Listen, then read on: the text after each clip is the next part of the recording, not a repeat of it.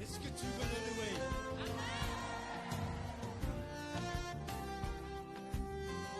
Si tu veux le louer, sache, il faut que tu le fasses avec le cœur.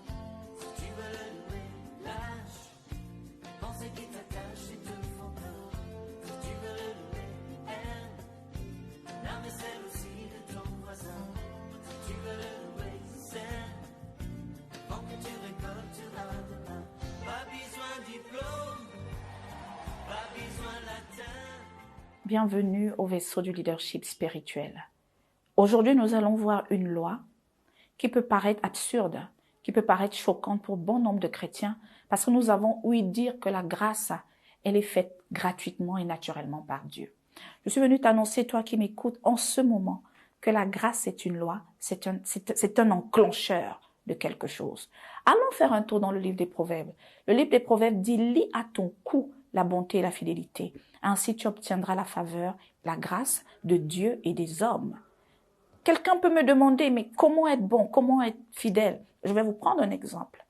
Vous avez un mari, un petit ami, un fiancé, parce que nous sommes dans le cadre chrétien, qui, au départ, lorsqu'il vous fait la cour, il vous est attentionné. Il vous appelle tout le temps. Il prévient vos mots. Il retient vos dates d'anniversaire. Il est présent. Il est l'homme parfait. Et devant Dieu et devant les hommes, tout le monde s'accorde à dire, c'est quelqu'un de bien, c'est un bon époux, c'est un bon gars, c'est une bonne personne.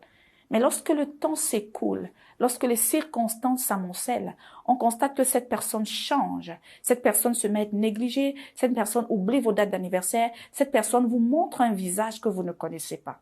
Et pour toutes les personnes qui ont fait de l'expérience, vous allez vous rendre compte que si vous avez apprécié quelqu'un au début et qu'à la fin, il pose un acte paradoxal, ça annule les premières actions de cette personne. Ne dit-on pas dans la parole de Dieu que la fin d'une chose vaut mieux que son commencement?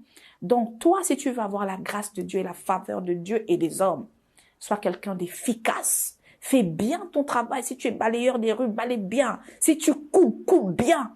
Mais sois aussi fidèle dans la durée. Sois aussi fidèle dans le timing. Sois aussi fidèle lorsque le Seigneur t'élève davantage afin que ton menu reste le même. Lorsque vous savez bien faire un menu, c'est une recette X. Mais si aujourd'hui, le menu est bon, demain c'est moins bon, on va se dire, c'est pas ce qu'il est en train de faire. Alors, si tu veux être gracié par Dieu, si tu veux avoir l'habit de la faveur comme moi et comme tous ceux qui sont au séminaire de leadership chrétien, suis-nous et contacte-nous à tous nos groupes Instagram, Facebook et WhatsApp et viens porter le vêtement de la grâce. Ciao.